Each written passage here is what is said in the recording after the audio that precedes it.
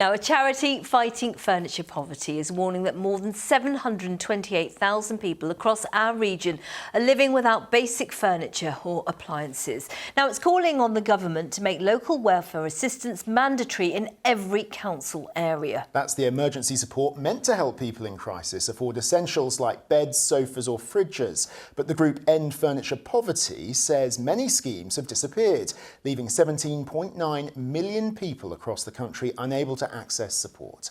Catherine Walker has our report. Getting the keys to your new home should be exciting. But for Les, it just caused more problems when he found himself without a washing machine.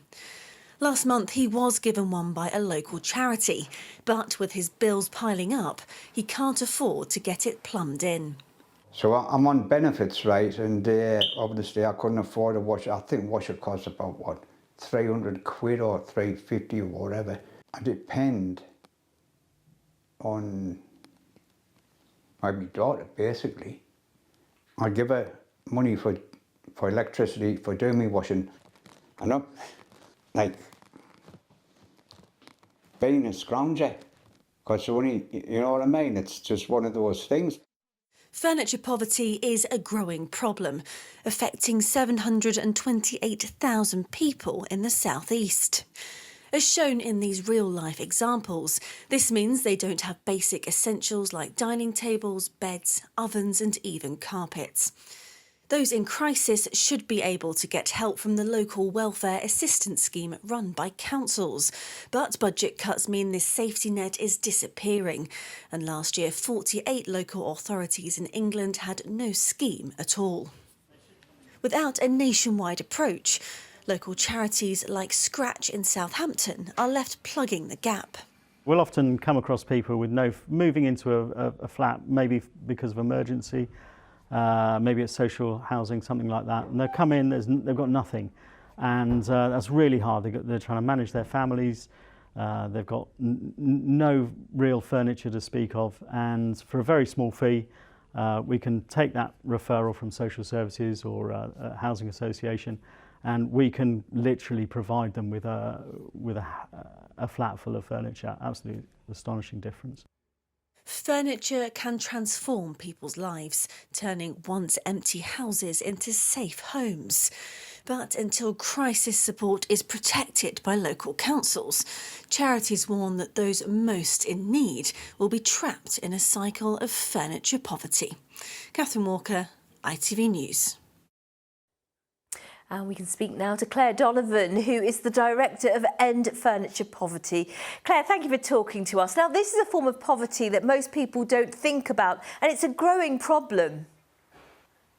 It is a growing problem. We always say furniture poverty hides behind front doors. Sadly, people can be quite embarrassed that they don't have furniture and appliances in their home. So, you know, they tend not to invite people in their homes, and they tend to be very, very quiet about it because of that stigma. But it is a growing problem. Cost of living crisis has made everything harder to afford, including furniture and appliances. And a lot of the support that used to be there for furniture and appliances now goes on food and fuel.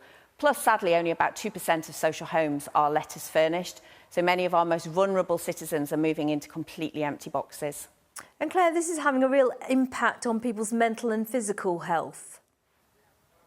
Absolutely. It has a devastating impact. The thought of not being able to get a good night's sleep because you haven't got a bed, not being able to store or prepare fresh food because you haven't got a fridge, you haven't got a cooker. Many people have medication that needs to be stored in fridges as well. You know, just imagine in your home seeing empty gaps in the work surfaces in the kitchen where appliances could be, going upstairs, having to put your clothes in bin bags because you haven't got a wardrobe, and then having to sleep on the floor. It's really entrenched. It affects your day-to-day life. So absolutely affects your physical and your mental health, which of course has a cost to all of us as well. It has a cost to the NHS, to social care and much, much more. And most people tend to sell any old furniture online to get money back. Is that affecting furniture donations? I think that furniture reuse charities do a fantastic job at trying to help people in furniture poverty, but there's no way they can begin to meet the level of need. We find that families, they are hanging on to items for longer, and where in the past they might have donated them to charities, now they're trying to sell them and make some of that money back. So yes, it is having an impact. But as I say, furniture reuse is only a small part of the solution.